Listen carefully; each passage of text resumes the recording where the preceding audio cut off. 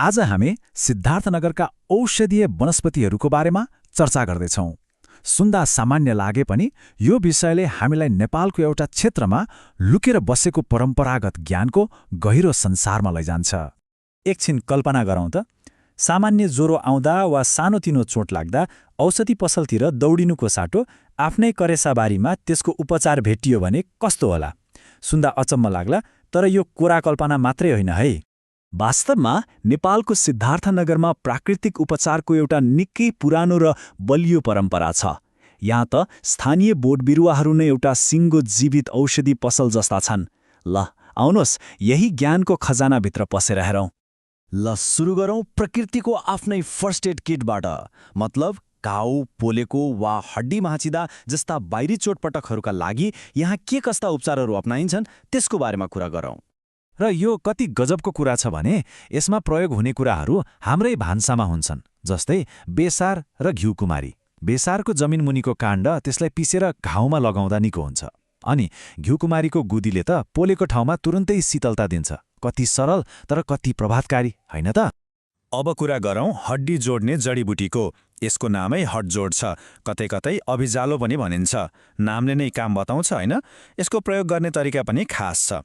कि त यसको डाँडलाई पिसेर लेप बनाएर सिधै भाँचिएको ठाउँमा लगाइन्छ, कि भने यसको रस निकालेर दुधसँग मिसाएर पिउने चलन छ। साँच्चै यो ज्ञान एकदमै अचम्मको छ। र यो सूची यतिमै सकिँदैन।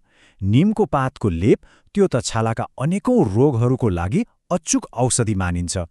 अनि फेरि घोडेपुट्रेको पातको लेप लगायो भने घाउ छिट्टै निको हुन्छ। सोच्नुहोस् त, एउटै ठाउँमा कति धेरै उपचारका विधिहरू छन्। ल, बाहिरी चोटपटकको कुरा त भयो। अब अलिकति भित्रतिर लागौँ। मतलब पेट र पाचन सम्बन्धी समस्याहरूको लागि के कस्ता उपायहरू रहेछन् त त्यो हेरौँ। यो खण्डले त हाम्रो भान्सालाई नै औषधालय जस्तो देखाइदिन्छ। फेरि पनि हाम्रै भान्साका दुई सुपरस्टारहरू, पुदिना र अदुवा। पेट गडबड भयो, अपच भयो वा दुख्यो भने पुदिनाको चटनी, जुस वा चियाले आराम दिन्छ। अर्कोतिर छ अदुवा, जसले पाचनमा त मद्दत गर्छ नै, वाकवाकी लाग्दा वा खोकी लाग्दा पनि यो त रामबाण नै हो। त्यस्तै अरू पनि छन्, जस्तै झाडा पखाला लागेको बेला बेलको गुदी खाएमा वा त्यसको शरबत पिएमा धेरै फाइदा गर्छ। अनि टिमुर, जसलाई हामी मसलाको रूपमा चिन्छौँ, यसले दाँत दुखेको कम गर्नेदेखि लिएर पाचन शक्ति बढाउनेसम्मको काम गर्छ। प्रकृतिसँग हाम्रो सम्बन्ध कति गहिरो छ भन्ने कुरा यस्ता ज्ञानले देखाउँछ।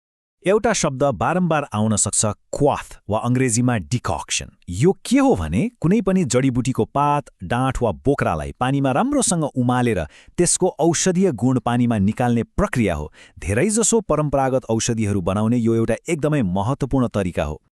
ल, अब कुरा गरौँ शरीरको प्रतिरक्षा प्रणाली अर्थात् इम्युनिटी बलियो बनाउने र ज्वरो वा रुगाखोकी जस्ता समस्याहरूसँग लड्ने प्राकृतिक हतियारहरूको बारेमा। ज्वरो आयो कि सम्झिएने दुईवटा नाम हुन् तुलसी र पारिजात। तुलसीको पात त चपाए पनि भयो, चिया बनाएर पिए पनि भयो वा महसँग खाए पनि भयो। अर्कोतर्फ पारिजातको पातलाई उमालेर यानि क्वाथ बनाएर वा यसको फूलको चिया बनाएर पिउने चलन छ। दुवै ज्वरोको लागि एकदमै प्रभावकारी मानिन्छन्। तर यति मात्रै कहाँ हो र? अझै शक्तिशाली जडीबुटीहरू पनि छन्, जस्तै गुर्जो र चिराइतो। गुर्जोको डाँठको रस वा क्वाथले ज्वरोसँग लड्न र इम्युनिटी बढाउन निकै मद्दत गर्छ। अनि चिराइतो, यसलाई त ज्वरो र कलेजोको स्वास्थ्यको लागि रामबाण नै मानिन्छ। हामीले अहिलेसम्म जे जति कुरा गर्यौं त्यो त यो विशाल ज्ञानको सानो अंश मात्र हो। यो ज्ञान त एउटा ठूलो जीवित पुस्तकालय जस्तै हो, जुन एक पुस्ताबाट अर्को पुस्तामा सर्दै आएको छ। यो ज्ञान कति गहिरो छ भन्ने बुझ्नको लागि अमलाको उदाहरण नै काफी छ। एउटै अमलाले के गर्दैन? यसले इम्युनिटी बढाउँछ, पाचन प्रणालीलाई ठिक राख्छ अनि कपालको लागि पनि एकदमै राम्रो मानिन्छ। काँचे खाए पनि भयो, जुस बनाए पनि भयो वा धुलो बनाएर प्रयोग गरे पनि भयो। साँच्चै एउटै बोटमा कति धेरै फाइदा। यो छोटो चर्चामा मात्रै हामीले 14वटा छुट्टै वनस्पतिको बारेमा कुरा गर्यौं। अब आफै सोच्नुहोस् त, सिद्धार्थनगरको यो परम्परागत औषधिको भण्डार वास्तवमा कति ठूलो र धनी होला।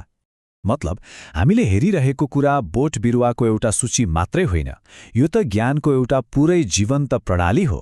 एउटा यस्तो बुद्धि र विवेकको भण्डार हो जसले प्रकृति र मानिसबीचको गहिरो सम्बन्धलाई देखाउँछ।